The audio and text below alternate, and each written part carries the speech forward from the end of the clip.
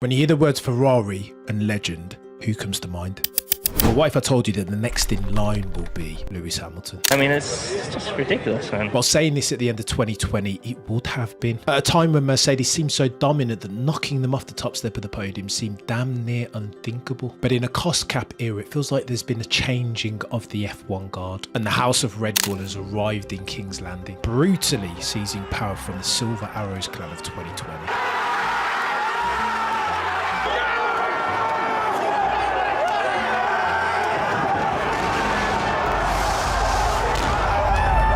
Because even the mighty Mercedes aren't without complacency. With the new regulation and the fact that everybody is in the unknown, do you fear that the team will not be able to give you the car capable to win? Why would I ever think that? We've won 8 in a row.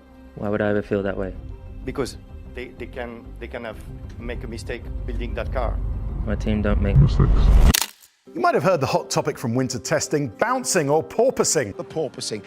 It's something called porpoising. We see Lewis Hamilton bouncing down the straight, and you can see why his back pull would be really hurting here. Lewis, we all know that this is a bit of a box to drive at the moment, and sorry for the back also.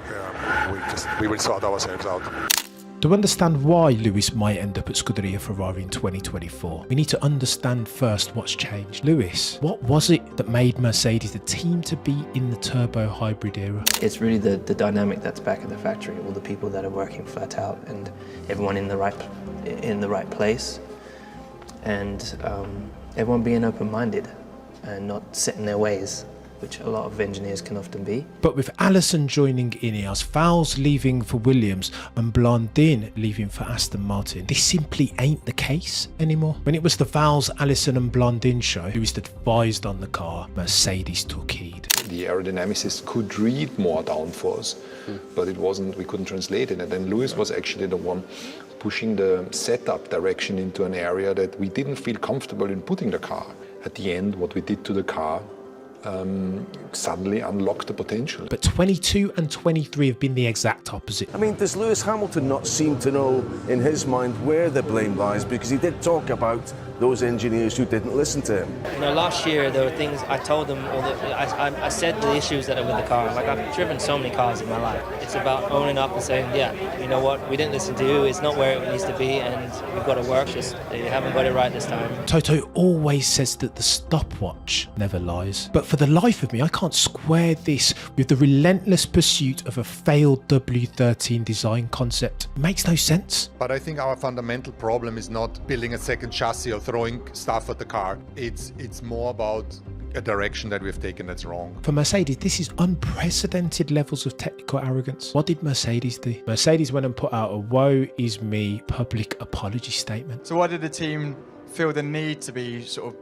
that honest and address it so publicly? We're not where we need to be. Well, sadly, chaps, F1 is a zero-sum game. And if the exam question is how do we get Lewis an eighth, the exam answer isn't a public pity party. A performative apology that will fall on deaf ears of adoring Mercedes fans all around the globe. In stark contrast to Maranello, where an adoring Tifosi can be tentatively hopeful. For Scuderia Ferrari have made steps forward. And critically for Lewis in his decision-making process, the one thing that Scuderia Ferrari do have that Mercedes don't is a car capable of winning races and championships. Lewis even said, you know, Red Bull have got this one unless Ferrari can do something and come at them. To be sure, last year's Ferrari was a tyre eater, but in quali trim, it was the only car quicker than the RB18, and that's got to count for something.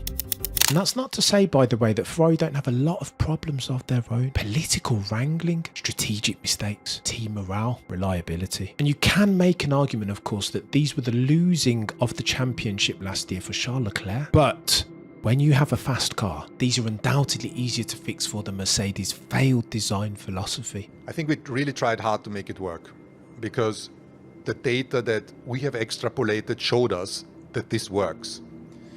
And we were proven wrong. And this is the countdown conundrum that Lewis has to solve for. But what about the strength of the relationship between Toto and Lewis? When you have that strong bond, that your objectives are most of the time very aligned. I mean, they're more like family than driver and team principle. The two are bound together by common strategic goals, or at least they were. Because as a shareholder, let's remember, Toto's time horizons are longer term, 5 to 10 years. The advantage is that I can think in much longer cycles. A year that doesn't go well like this one is maybe in the grand scheme of things, when I look back in the future, not so relevant. It's more what happens in 3, 5 and 10 years. Lewis's focus now has to be shorter term. Primary goal, which is to win world titles. Your plan for your next 5 years is always different.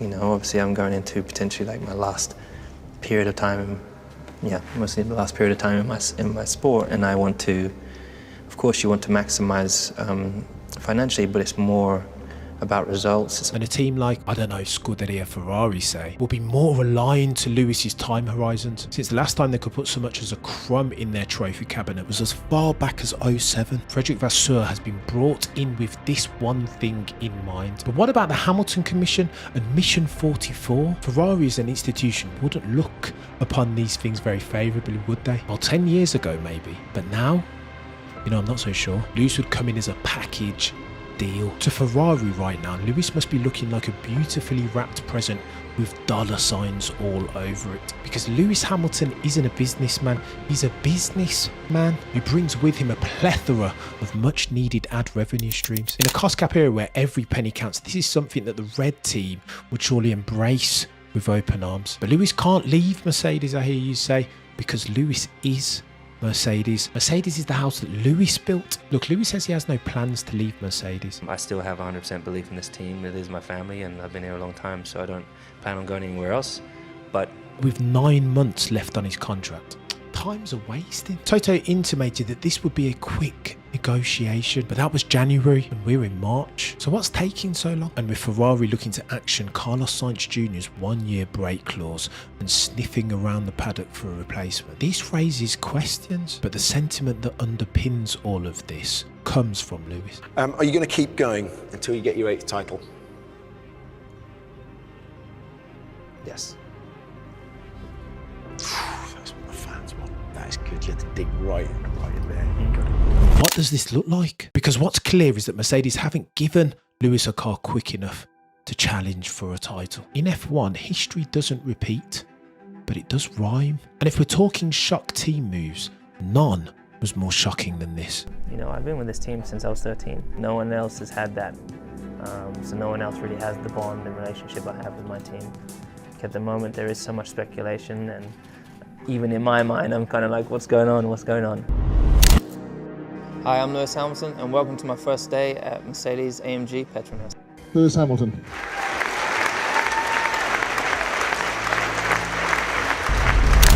The best drivers, some say, will always find themselves in the best cars. And is Ferrari the best car in 23? Absolutely not. You couldn't possibly argue that in good faith. But better than Mercedes? Absolutely. And Lewis has got to be thinking about this when making his decision.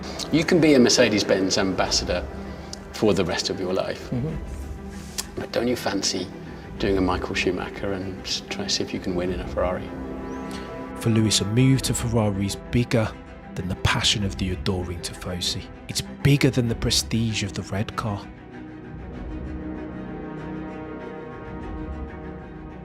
For Lewis, the move to Ferrari is about legacy, racing legacy, nothing more or less than the will to win.